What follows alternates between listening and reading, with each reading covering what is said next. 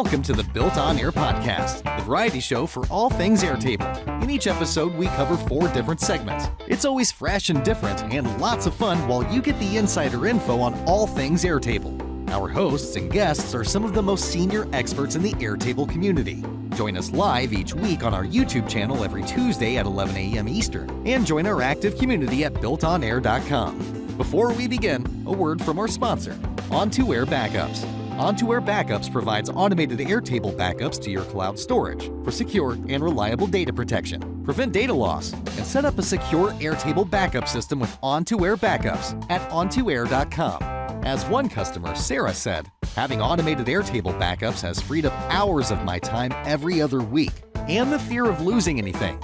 Longtime customer David states, On2Air Backups might be the most critical piece of the puzzle to guard against unforeseeable disaster. It's easy to set up, and it just works. Join Sarah, David, and hundreds more Airtable users like you to protect your Airtable data with On2Air Backups. Sign up today with promo code BuiltOnAir for a 10% discount. Check them out at On2Air.com. And now let's check out today's episode and see what we built on air.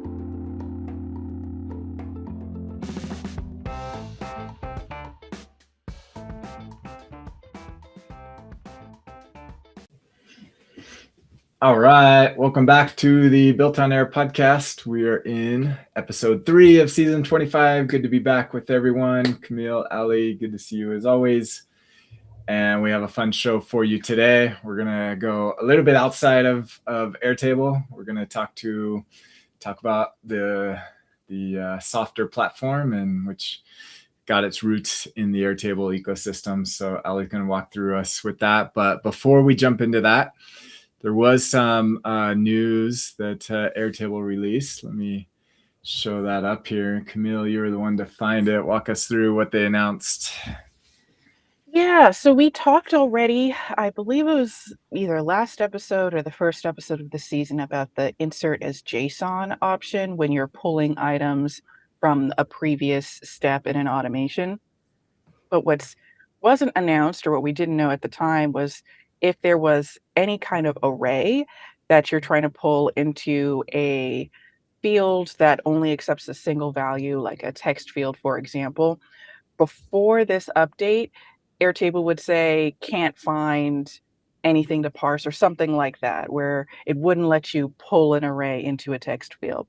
But with this adjustment, and what they've announced here, is that if there is an array and you're trying to insert it into something like a text field, you now have the option of pulling the first item out of the array or the last item. And that's really helpful because a lot of the workarounds beforehand were foregoing using a lookup field in favor of a rollup field, so you can get a single item, or having a formula or something to that effect that forces something out of an array, and that just adds extra fields.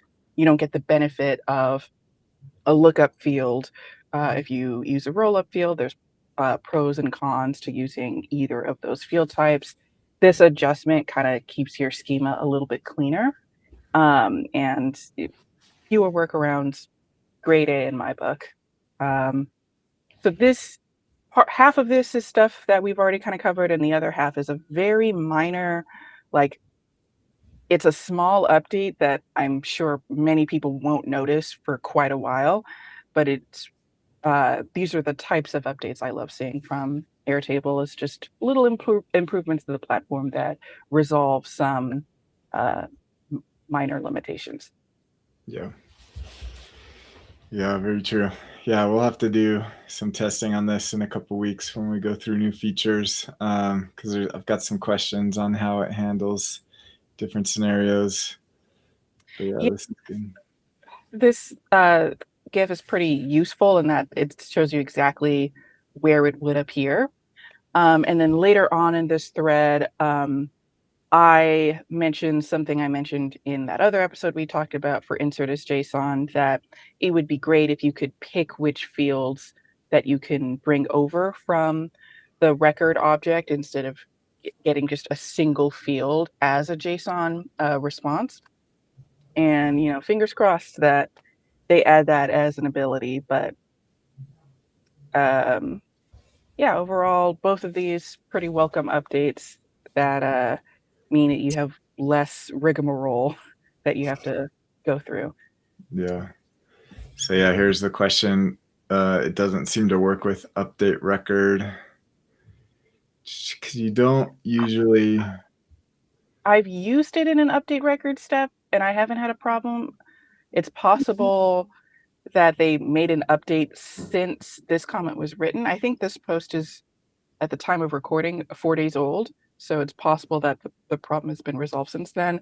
But maybe I'm mistaken about what that commenter was saying it not being compatible with.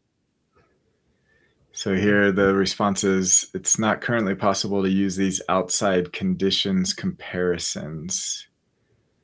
So you don't use it to update fields, you just use it in the conditional. And what was I doing? I Yeah, feel like I might have tested the wrong thing. I feel like I've seen, maybe not the first and last, but I feel like I've seen the JSON representation in a lot of areas. Definitely everywhere. So maybe I'm mistaken. Or it looks like run script. Oh, you actually posted. Yeah.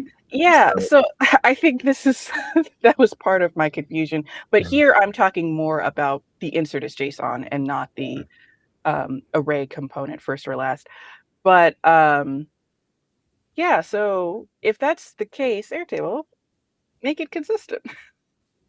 They do sometimes have a habit of introducing a new feature and then applying it in like 3 out of 5 places you would want to apply it in the platform, and then the last 2 places seemingly Never. at random, just not being selected for inclusion. So Like the filter conditions, why can't we have filter groups, condition groups inside of automation steps? Like, it's the one place in Airtable you could add conditions everywhere, condition groups everywhere, except automations. So automations seems to be the common denominator of missing implementation. Yeah. you also can't use date variables to do comparisons in find record steps. Yeah, you have You have to like pro convert it tip to for a number. those. Yeah, I was about to say, if you've never dealt with that oddity, date time parse or date time format into Unix, so it gives you a number. We shouldn't have to do that. We shouldn't have to do that. But now I'm getting distracted by my laundry list of complaints. You know, one thing that I did notice, I wonder if this is worth showing. I'll pull in Playground. So in automations, let's see if there's a date field. Do I have a date field? Publish date. So this feature where you would put the specific time, this changed recently where it used to, you could just put that right in. Oh my gosh. What changed? I wonder. I think I know where you're going. Sometimes it will be like, do you want the date or do you want it in like local or European or ISO? Right. I think if you do like an email step and put it in the body of the email, that's where it is. So I wonder if it needs to be formatted as a time. I bet that you need the time on there. Possible. This is a good time to mention that it's pointed out in that community post as well. Some of these inputs, what you can output them as does change depending on what step or thing you're inserting it into. Like the insert as JSON, if it's not a script, it will insert the JSON as text that is formatted like JSON. But if you insert it into a run script action, it will be JSON as data. So you don't have to convert text to JSON in the script. It will come in already as either an array or an object. So useful feature, but it's also one of those things that's not really documented all that well. So it's hard for you to know like what it's going to change depending on the context you're in. I feel like, Dan, this is if you do like a long text field that you're inserting the date into, or it being an email step or something, that's when it gives you those extra options. Maybe if it's a text space. I thought for sure I was putting into a Oh, date field. No, even there. I where wonder if is it? it's enterprise only, maybe. Because I've I'm seen it not. too, Dan. Now that I Yeah, you, have two. I can attest to it, but I don't. yeah. It may not be fully rolled out, so I saw it in a different environment. So I think we're probably going to need a whole episode dedicated to like Airtable ghosts, where everybody picks one feature that you swear is a feature and you have to find it. yeah, that'd be funny. A scavenger hunt. We could have a Yeah. scavenger hunt of like, I know this is in there somewhere. Gotta find it. Very cool. Okay, so some new things to play with. We'll do a deep dive on this in the coming weeks and play with this because honestly, there's time I still haven't fully embraced the JSON, even though I know there's times where I'd want to use it, but most of the times it comes up is when I don't want to use it, and so I need to understand it better. So we'll do that. All right, Allie, let's learn some Softr. If you want to share your screen. Yes, let me do that. And I want to do this window. All right. Okay. There we go. Let's get rid of this guy. There we go. Awesome.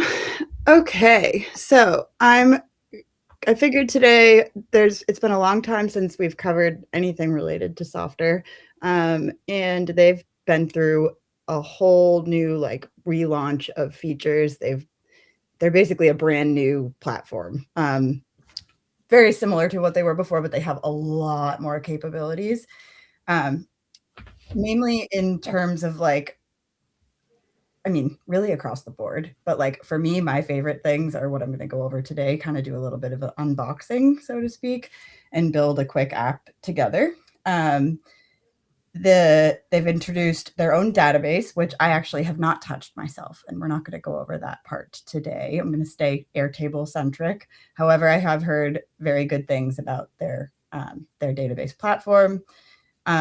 And they've introduced workflows as well as like forms that you can take outside of Softr and give to other people, external forms. Haven't played with that. Haven't really had a need to, but could be useful as well.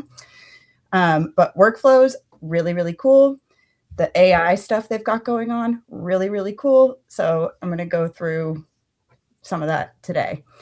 I, as an example on the back end, have unearthed one of my favorite examples, which is students in classes base where I'm tracking enrollments of students in particular classes. And I've added a couple tables here to track grades and assignments. And I thought a good use case today would be, that's a helper field, as I was building this out. I thought a good use case would be to build a quick like teacher portal for them to, submit grades for students. If we had time, you could do the reverse of that. You could do a student portal, but good use case with little bits of data to play with to really showcase some of the new stuff going on in Softr. Softr also has a public roadmap, which is something I wish Airtable had. I don't think it'll ever happen. Right? It's like, what are you doing? We all want to know. But Softr tells you exactly what they're working on, which I really love to see, and what they've just released, what they're currently working on, and what's planned. I am particularly excited for page breadcrumbs in this planned list. That's going to be huge. I'm genuinely surprised that that's not in there. That is web design 101. Yeah. Breadcrumbs. I could imagine it. Maybe it'd be hard to implement with the structure of how it works, just because you only build one page for any number of records. Like, it's kind of like the same as a detail page, though. So those, like in Airtable, it's the same kind of concept. I don't know.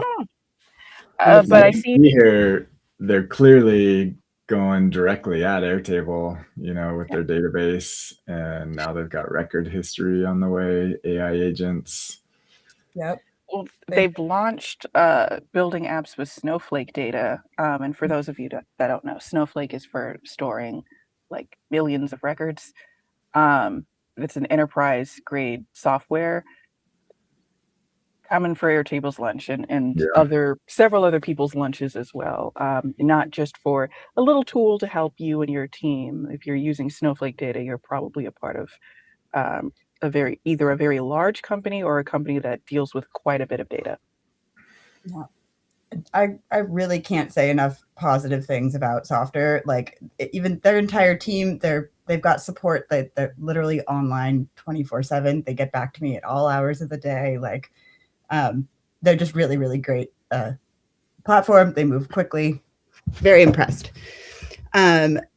So super excited about a lot of these things. One of the cool things they let you do, I'm just going to scroll through this quickly and just point out, be a little fangirl for a moment. You can turn your app into a PWA app, which I think it's like personal something. Progressive web app. Progressive web app, thank you. Which makes it accessible on a phone. So you can actually let your users download it. I think you can even, I can't recall if it can go into the App Store or not. I haven't dealt with that part yet. It might be possible. I'm not sure though. Like with the private, I think are usually an alternative to going to the app stores, which require like someone to review and approve it usually. But most often people aren't going to know the difference between if it's a native WebOS app or whatever versus a PWA. They're very useful. Glide does the same thing. Yeah, absolutely. So this becomes really, really cool. You can push notifications to the app, which is really nice. This one, I like first, like they're literally on a roll this past month. Like this summer, they're shipping all the features that I've wanted since day one, which like this, you couldn't choose the colors of your chart. You could only drag them in order of like the right order. And then if you had only two options visible in the chart, now suddenly the colors are out of order. Like it was really a mess, but now you can actually assign them and make it look pretty, which I'm loving. Workflows, huge. We'll go over that and some examples of that. My personal favorite though is the vibe coding block. So that one really, really huge. And they just updated it to connect to multiple data sources. I had been feeling the pain of that. It was similarly to how Airtable first rolled out their custom interfaces. It could only connect, and custom elements could only connect to one table at a time. Now they can connect to multiple. Really cool. But Softr, it can connect to not just your Airtable data, but you can combine that with other data as well. So like you can see here, they've got two different sources. So you can filter them separately and be like, okay, all of this data is what I'm working with. This stuff from over in that app and this stuff from over in this app, which gives you one unified surface, which is really, really nice. Then I'm just going to hop in and start building. We could keep going on that list, but let's just actually do it. Similar to Omni, they do let you do like, create an app via a prompt, but I'm going to skip that because I like to just do it from scratch. And again, I'm going to just say start blank and connect to Airtable. They have a ton of data sources. Crazy. Right? SQL Server. My God. They've got everything. I usually skip this part. You can like check off the tables and create these pages. But I really just like to start from scratch because in my head, if it's already created, I like forget which ones I've looked at already. And like, I just want to build it all myself. They have a little chat bot on the side, which we can use just kind of like almost exactly like Omni would work, where you can ask it to do things on the page, add things for you, questions about how you're setting it up, etc. You can preview this, desktop, tablet, mobile. And by default, it just throws in a bunch of random stuff on the homepage, which bothers me because I'm like, I said, start from scratch. I don't Either way. The first thing I'm going to do is hook up my users. So I'm going to go to the users tab and say I want to sync with a data source. So this can be from any table. It doesn't need to be the same data source that I picked originally. I could really have it come from anywhere, but I am going to make it the same data source. And in this case, I'm going to say teachers. Now you can say here if you want to just use everybody or a selected subset of records, which I 99% of the time am doing the selected subset because I don't want just everybody to have access. One of the downsides of these apps, such as Softr, and they're not the only one, it's Airtable as well. It's most of these SaaS applications are user-based, and that user limit is getting lower and lower and more expensive. So you really want to save on your user count where you can. And you can do that by saying, okay, only select if, you could say status is active or whatever you might have. I'm not going to mess around with that right now just for the purpose of time, and I'm going to stick with all.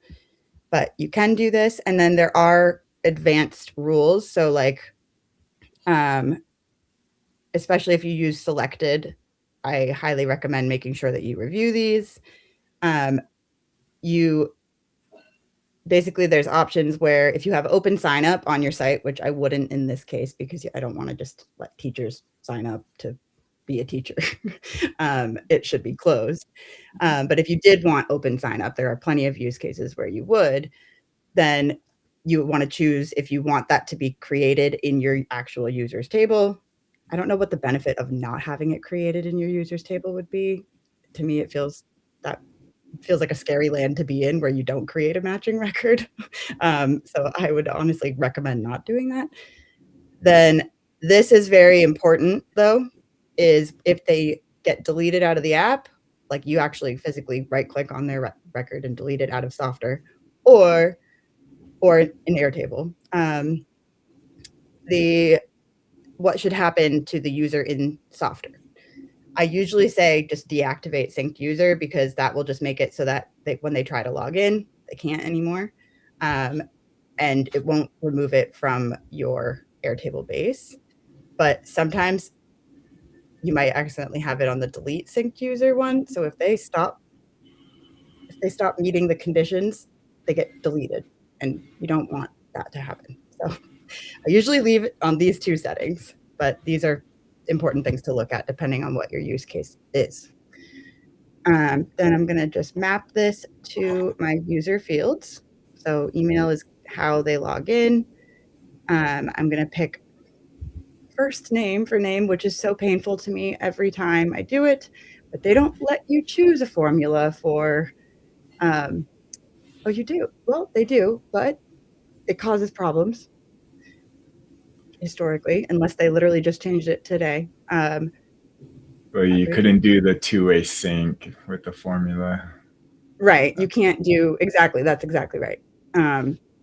So same with like, if you have, that goes for your email as well. I've used a formula for an email field and it got mad at me down the line, like things stopped working. So just word of caution, make sure you choose editable fields, which if you have a formula for the full name, unfortunately, will not let you pick that.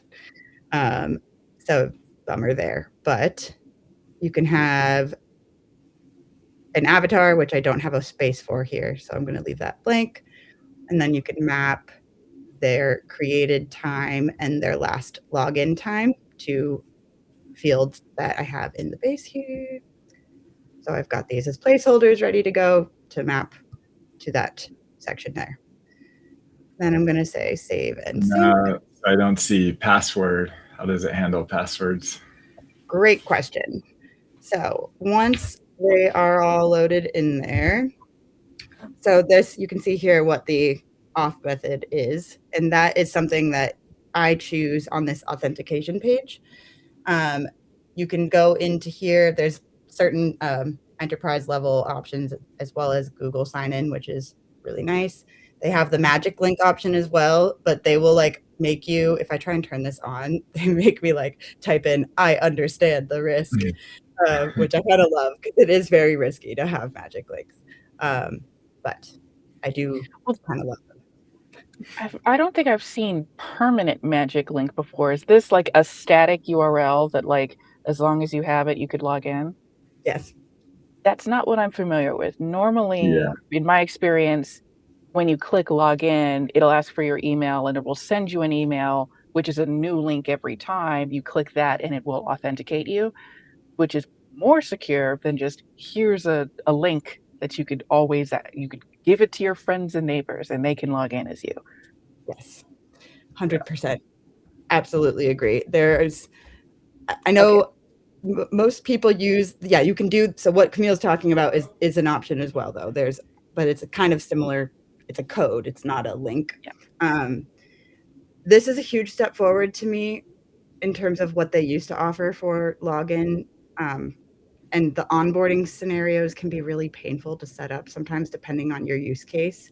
That's, to me, still feels like the biggest stumbling block when it comes to Softr, is I usually feel a little bit disappointed with how everything's set up. I'm like, maybe I could be doing it better, but I haven't found a right way to do it. For example, if you want the one-time code or a password, like I want them to be able to choose, right? So when they log in, they can set up a password.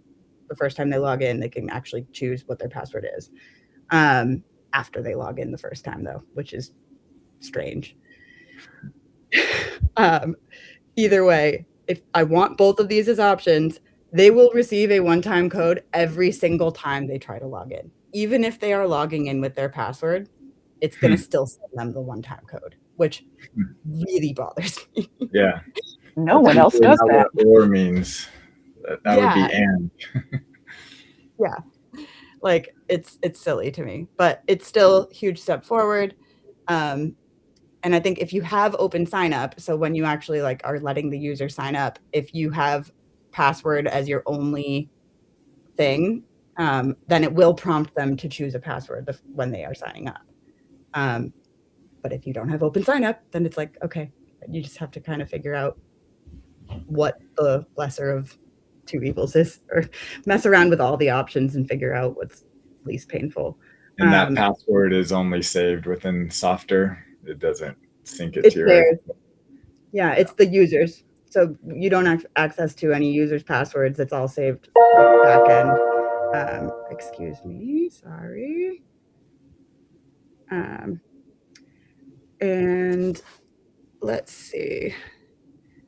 Email input, you can, just change what the label says on the login screen. Here, either method or both methods, you can enforce 2FA, but there's not like a way to say, don't send the one-time code, which really bothers me. But there's still a huge step forward there. You can choose here whether you have the open sign up or not. And you can, if you don't have open sign up, or if you do, rather, you can choose if it's domain restricted, which is also nice.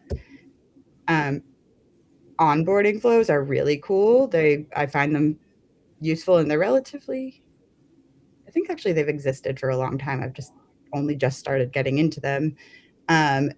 You can choose when somebody logs in, like what their first page is going to be.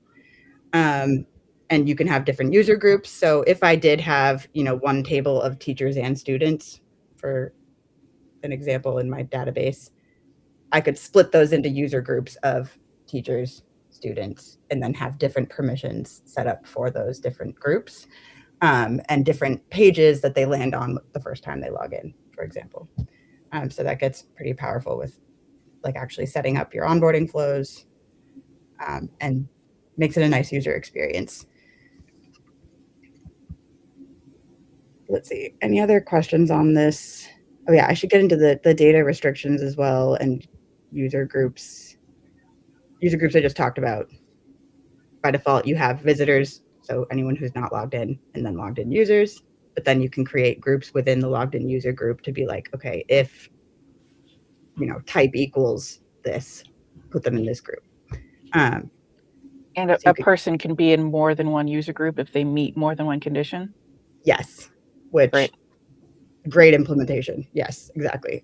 If that's not possible, I get so frustrated. It makes things really hard. But it is here, which is nice. Then we have data restrictions, which super, super cool.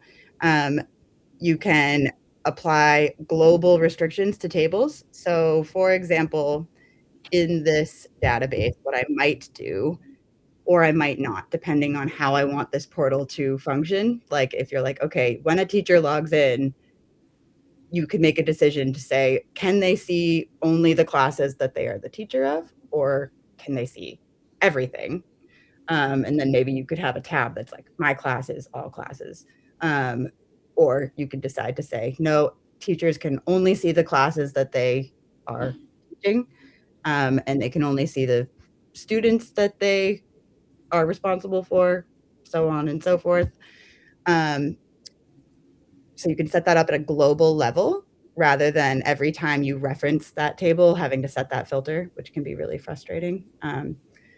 The other benefits of that, which I'm actually going to wait to set this up because I'm going to show you what the benefit is in a moment, are that it like changes that linked record dropdown across the board. Every time the teachers go to search for a class, they will only see the classes that they should see, which is really nice.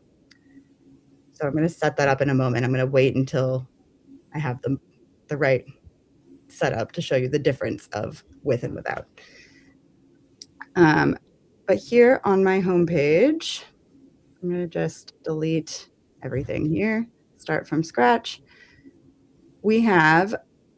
They've just redesigned this as well, so I'm getting used to it, but they have application UI, which most of these are, I don't know why they've decided to put some in this bucket, but either way, form, grid, list, table, item details, these are all things that are going to connect automatically to your data source, like you map them that way. Same with chart, everything basically here. But then they have containers where you can put them on the screen in different places, tabs and columns.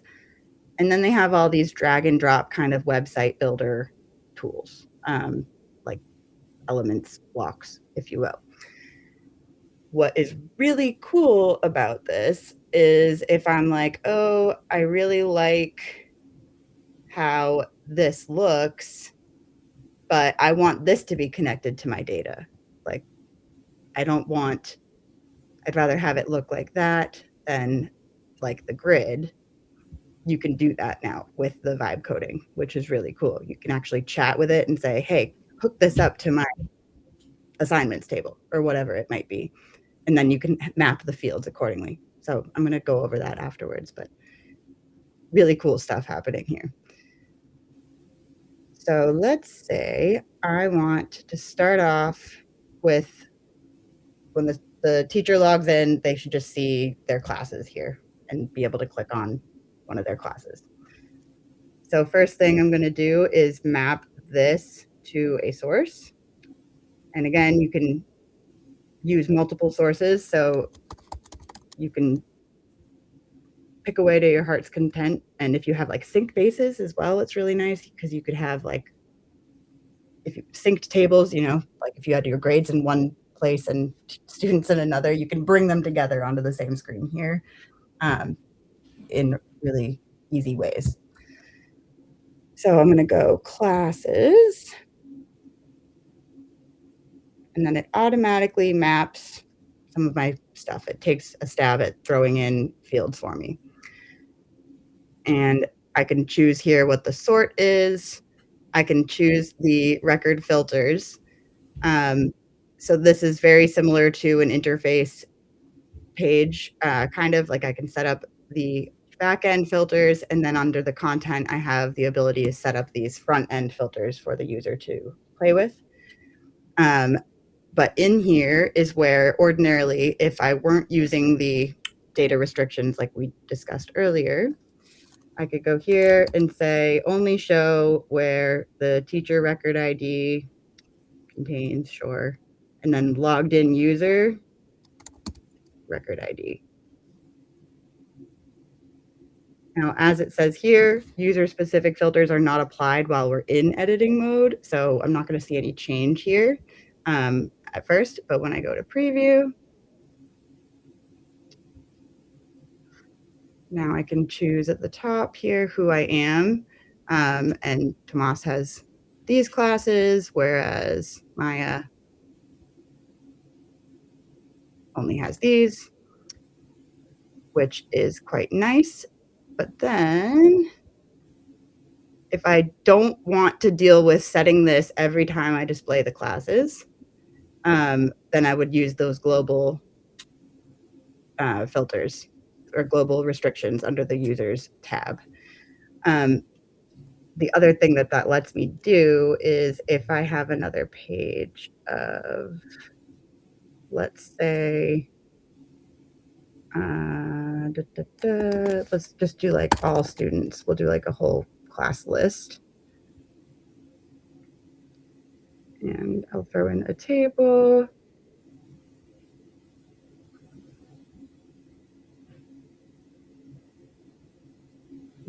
Just sort by last name, first name. And then if I want to go to my content, you can choose what fields the search bar does, which is really, really helpful. Really like that. And you can also choose if you want a search bar at all, you can get rid of it entirely. Same with the in-app filters. I could shut these off, but I could also say I want to let the teacher filter by class. Oh, does this not work because of, oh, I'd need to do an enrollment. This is one thing that they haven't quite fixed yet, is like they haven't dove in, because this is a lookup field. It can't sync the class names because of the lookup. So that was me being silly. But if let's just actually switch this to enrollments instead.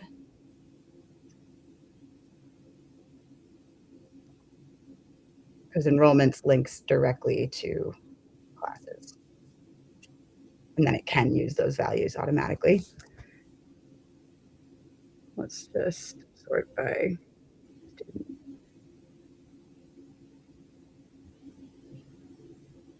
So here under classes, I'm not going to do grades. But here now that sync with source is no longer grayed out, and I can say, yes, I want this to sync up. This is brand new, where I can actually now filter the options by conditions, which is incredibly helpful. Again, this would work if I did the data restriction at that level. I wouldn't need to do this part, but there are some use cases where you would want to be able to control that separately. So just really, really, really good stuff there. And what that means is I could say here, only show the teacher record ID contains logged in user record ID. And now I go preview that page. Because I'm logged in as Maya, I should only have those two classes here. So really cool. Love to see that.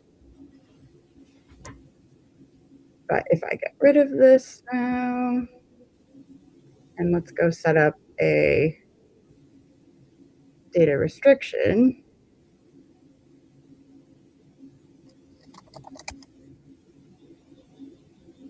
And we'll go to classes. Here, I'm going to pick, again, teacher record ID contains logged in user record ID. And I can choose which user group this applies to. So you can get really intricate with your permissioning globally, which is great. But I'm just going to say all logged in users. And you can choose here separately, if you have a high enough plan, different permissionings across creating, editing, deleting, etc. So now that I have that global permission, I had got rid of this filter here. It's not there anymore, but it should still only show me those two. Huh? Interesting. Did I not? You know what? I wonder if, yeah, let me just preview again. I have been noticing, I should preface this, I've been noticing some really random bugs in Softr also, like, but they're fixed quickly. But they have been happening as they've been releasing these new features. So, but again, support incredibly responsive. There we go. I think I just refreshed the page too early. Yeah. But So that's the implementation there is pretty interesting because I could see a world where you might have both teachers and like administrators or something logging into the same app. And if you do the data restriction and had a user group for teachers, it might be set, I can only see my classes that I'm a teacher of. But if you're an administrator, you could see any class in your school, for exactly. example. So that's pretty powerful at the like app level to make that security policy. It's the equivalent of like row-based access control, where you don't set it in the app necessarily. You set it like globally at the database level. Mm-hmm.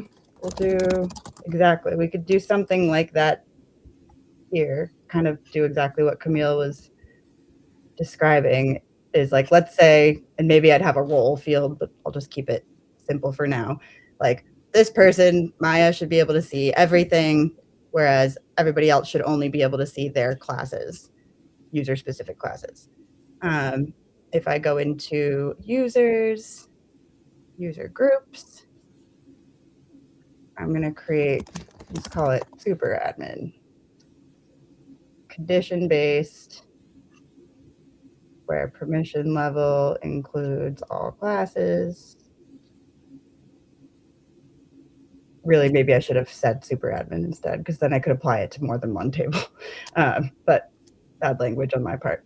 And then I can add another one that's like just teachers.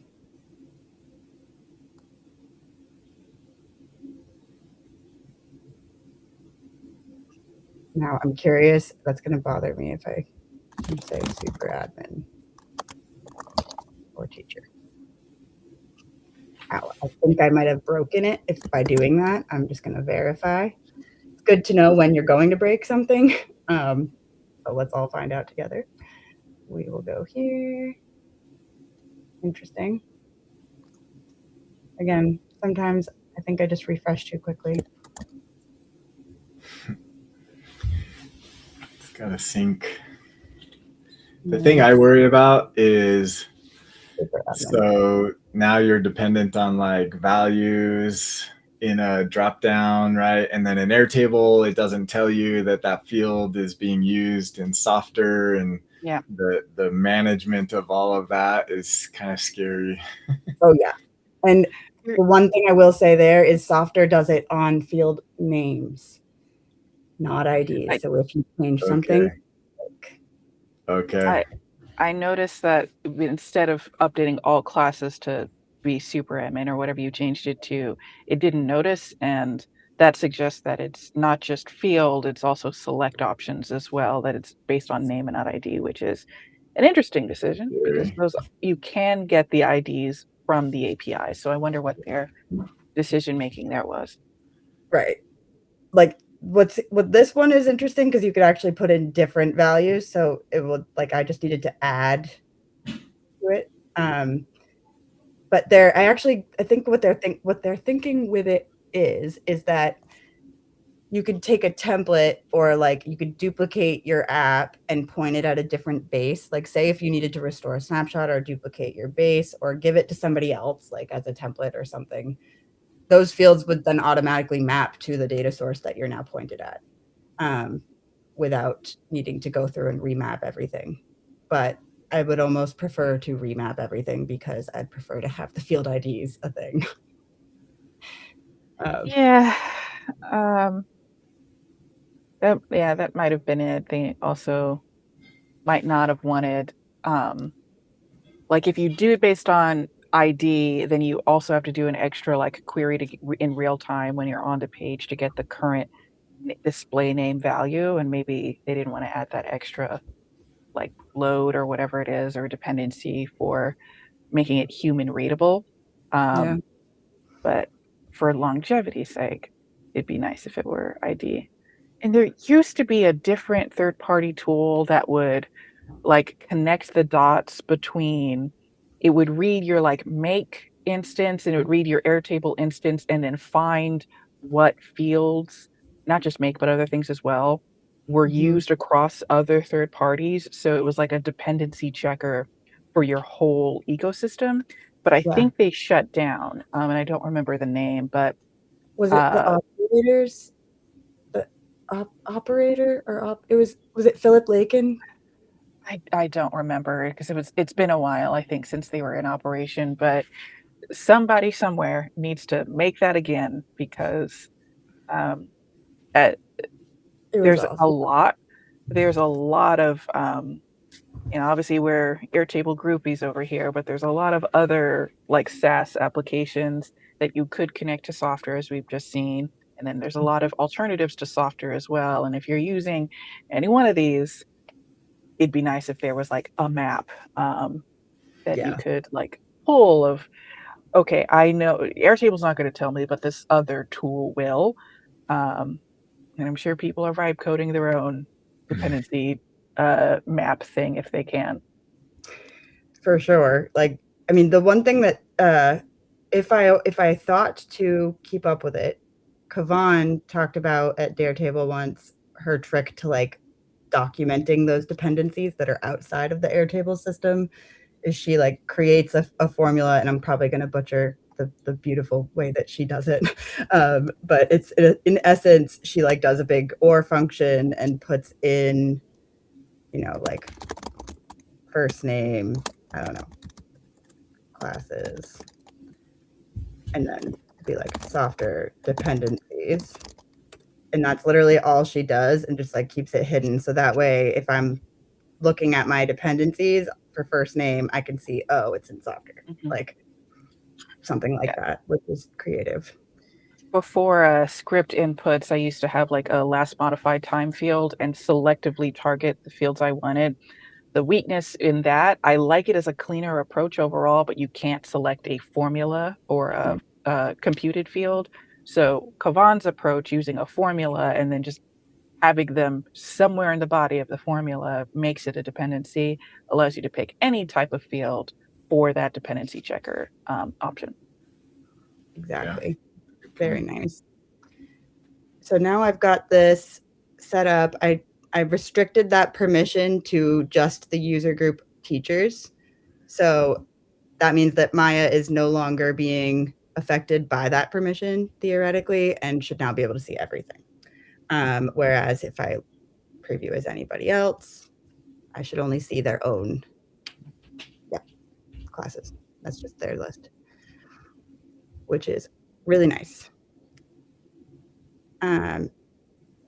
The last thing, I know we're running out of time. There's so much cool stuff to go over in Softr. But let's say I want to create a transcript for the student. Let's actually go. This is now enrollments, is really what that is.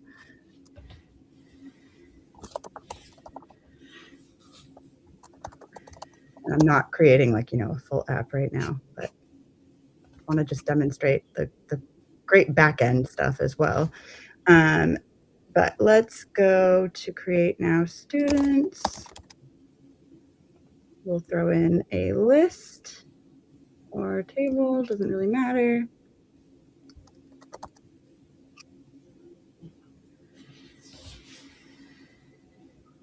And we'll just sort by first name. And again, we could continue with the permissioning here. I'm going to ignore it for now for the sake of time. But I could say, only show the students that the teacher has in their class. There's all sorts of formatting as well on each of these fields. I don't want to skip over everything entirely, but you can set up different color coding for the tags, which I've found really useful. You can assign random tag colors as well as have it inherit the tag color from the base, the single select color.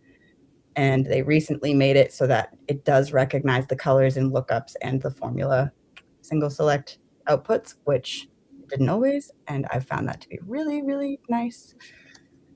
But let's say when we click on a student, so if I go to actions, I'm going to get rid of our add record button because we don't want to be adding students here, but we can add a button here to open the details page of a student. And I don't have one yet, so it's going to prompt me to create a detail page. Now, and I can also choose if I want it, to open in a modal or a new page, etc. That was on the previous screen.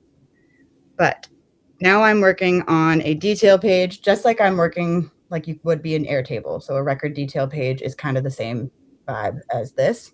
And I say vibe because this is a bit more flexible. You can throw in more data from other sources. But the one key thing to remember, and this is actually something I learned within the last year or two, is that the record detail source, like the current record that this is based off of, is always going to be the top leftmost source on this page. So if I had a different item details block above this and pointed it at a different table, that could mess up the rest of my filters on the rest of the page, which just keep in mind the topmost item details block is important. And then you can choose whether you can find the record based off of either the record ID in the page URL, which is inherited automatically based off of whatever record I'm clicking on in this case. So let's go to students here. I say open, like this record ID is what is going to be in the URL because I clicked on that record. Same thing as Airtable. But say I had, like, this is from what's really powerful about having that option to be able to change it to base it on conditions is, like, say I wanted that detail page to actually be sourced in a different base. And like when I click this record, that record ID isn't the same record ID as the synced base is. I can say, well, actually use that record ID, but point it, like, search based on that for a different field. Like, you can kind of redirect using that in powerful ways. It's hard to talk about arbitrarily without having the example ready. But I have found that to be a useful feature. So in here, I like to do a bunch of things here. I usually turn on the container just so I can see what's happening here. I don't want to be able to edit. We don't even care about this. I just want to see the name of the student. Above average means grades, above average grades. We could do, average grade letter, and I could say as defined in source. So that shows always it'll be color coded. I can get rid of the picture if I want. But now let's say I want to insert a vibe coded transcript. I'm just going to use that as a quick prompt here. I could, make my own based on different elements on the page, or I could just say, please create me a transcript for the student that is the current record on this page.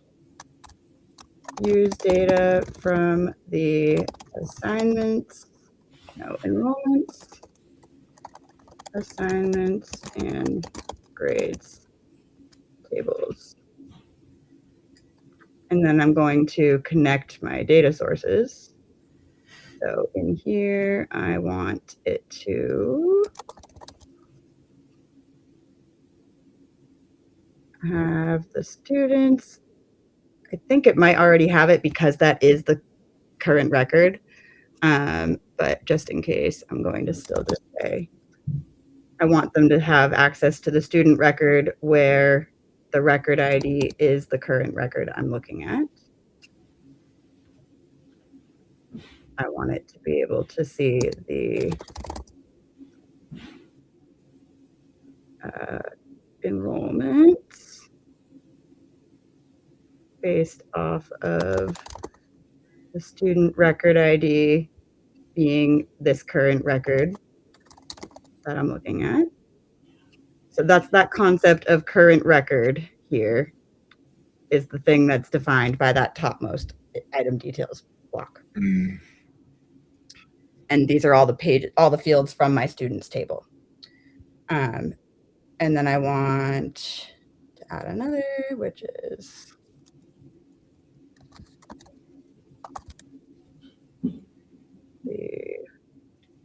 I guess we could just do grades.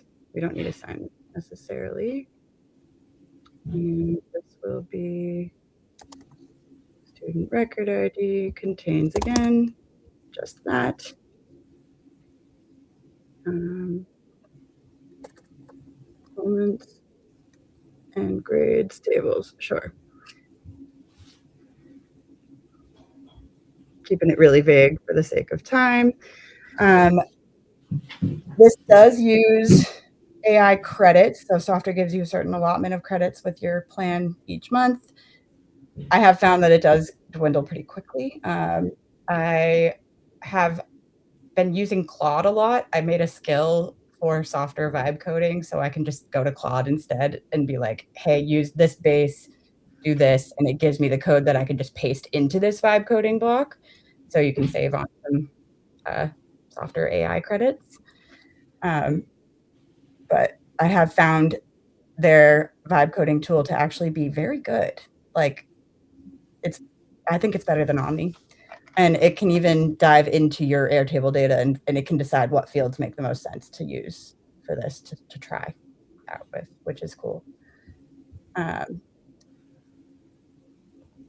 There's, while we're waiting along the same lines with AI, there's so much I didn't get to cover today that I wanted to. Yeah. But yeah, go ahead. I was just going to say they have a button now that you can use to ask AI something. Like you could let your user click a button and ask questions about the page and the data on the page and get answers around it. Like it's really cool. You can basically build your own little chatbot for your users. But yeah, so this is what it came up with. Not terrible to begin with. Let's verify that it's even correct if we go to preview. Okay, so Samuel Torres. Let's go look for their, we'll go with grades. Filter. Cool. So physics 1, fundamentals of chemistry. Got a D+ and a B+. D+, B+. Yep. That's all. Really not bad. Like first stab at it. I've been very impressed with it. Yeah. This is cool. I'm imagining like somebody at Softr that like understands all the moving pieces. Like this is a complicated piece of software. Like every single data source has all these nuances. Like we know how much Airtable has. Every other one that they connect to has just as many. And to be able to manage all of those and get them to play nicely, it's just unbelievable that they pulled this off. It's very impressive. And one thing I will say I've noticed is interesting using the vibe coding block. Seems like the way that they treat the data types in Airtable is different. Like numbers are not like numbers come into this vibe coding code as arrays for some reason. Every even if it's a formula that's a number, I was banging my head on the wall trying to figure out what was going on. I was like, why isn't this working? And then I realized like it was coming in as an array, and I needed to just add the, like, 0. That doesn't really make sense to me. This looks like standard JavaScript. There's a type in JavaScript called number. It's very weird. Yeah, like I wonder where they have data to do. Where are the grades? Yeah, I don't know. It's really weird. Yeah. Yeah, they had to map them. Yeah. But yeah, thank you. Lots There's to go over. there. We could almost create a whole new series on Softr. I mean, it's as complex or more complex than Airtable to master. There's a lot to it. Yeah, there's a lot there. So gave us just a taste. We might let us know in the comments and in the BuiltOnAir community if you're using Softr and want to see more deep dives into us. Let us know, and we could do more content on it. So very good. Thank you, Ali, and we will be back next week. Hope everybody has a good week. Yay.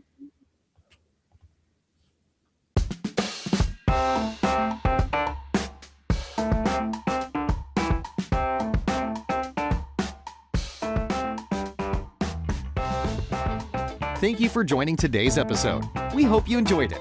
Be sure to check out our sponsor, OnToAir Backups, automated backups for Airtable. We'll see you next time on the BuiltOnAir podcast.